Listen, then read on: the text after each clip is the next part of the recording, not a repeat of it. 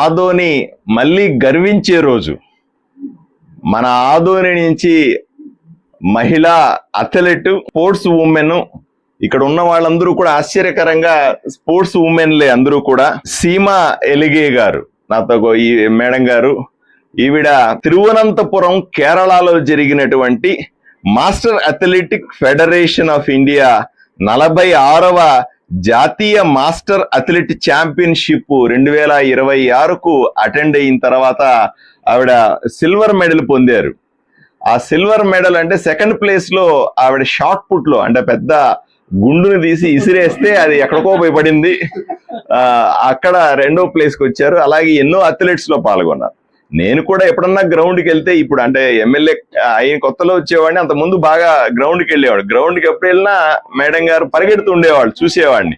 చాలా ఇన్స్పైరింగ్ గా అనిపించేది. అందువల్ల సీమా గారిని ప్రత్యేకంగా ప్రశంసించడానికి వాళ్ళ ఇంటికి వచ్చి నేను శాలువా కప్పి ఆవిడ ద్వారా నేను కూడా స్ఫూర్తి పొందుతా ఉన్నాను. ఆదోని మొత్తానికి స్ఫూర్తిదాయకం. సీమా గారు, మీరు డెఫినెట్ గా ఆదోనికి గర్వకారణం అండి. ఆదోనిలో సాధారణంగా మగవాళ్లే ఇంత పొట్టలు వేసుకుని అటు ఇటు పరిగెడతా ఉంటారు, తిరుగుతా ఉంటారు. అసలు శారీరకంగా బలంగా లేకుండా ఇబ్బంది పడుతున్నటువంటి ఈ ఆదోనిలో, అంటే ఫిట్నెస్ గురించి కానీ ఆరోగ్యం గురించి అవగాహన తక్కువగా ఉన్నటువంటి ఈ ప్రాంతంలో సీమా లాంటి వాళ్ళు నిజంగా మనము ఎంతో ప్రశంసించదగ్గ మనుషులు.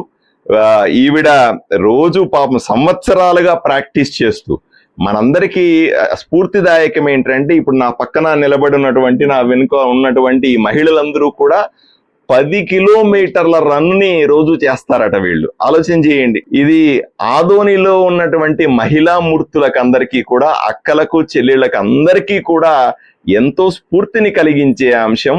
వీళ్ళని ఆదర్శంగా తీసుకుని మీరందరూ కూడా పొద్దున్న లేచి పరిగెట్టాలని, వీళ్ళని ఆదర్శంగా తీసుకుని మీరు ఆరోగ్యాన్ని కాపాడుకోవాలని, మీరు ఆరోగ్యంగా ఉంటేనే ఆదోని ఆరోగ్యంగా ఉంటదని